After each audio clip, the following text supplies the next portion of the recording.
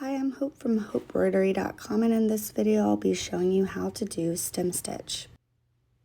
Start by bringing your needle through your fabric and then back down any distance you like, making sure to leave a loop versus pulling all the way through. Bring your needle back up as close to your initial hole as possible and pull. And to continue your line of stem stitching, bring your needle back down that same distance and once again leave yourself a loop.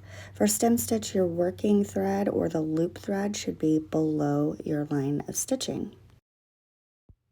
If you held your floss above your line of stitching, that would make this a different stitch, which is called the outline stitch. I'll leave a link in the description of this video to a blog post where I've discussed the differences between the two in more detail.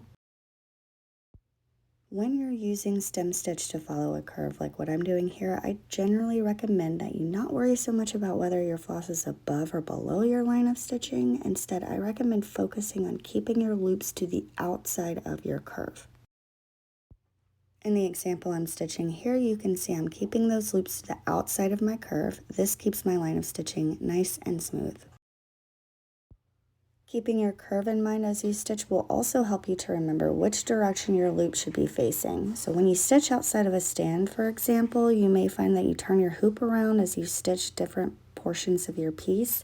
Keeping the curves in mind is less confusing for me than trying to remember which side is up and which side is down.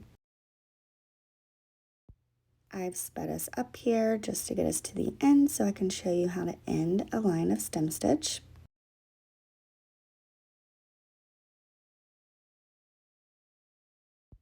And once you're at the end of your line of stitching, you're simply going to bring your needle down through the hole you created with your very last stem stitch, which you'll see me do here in just a moment.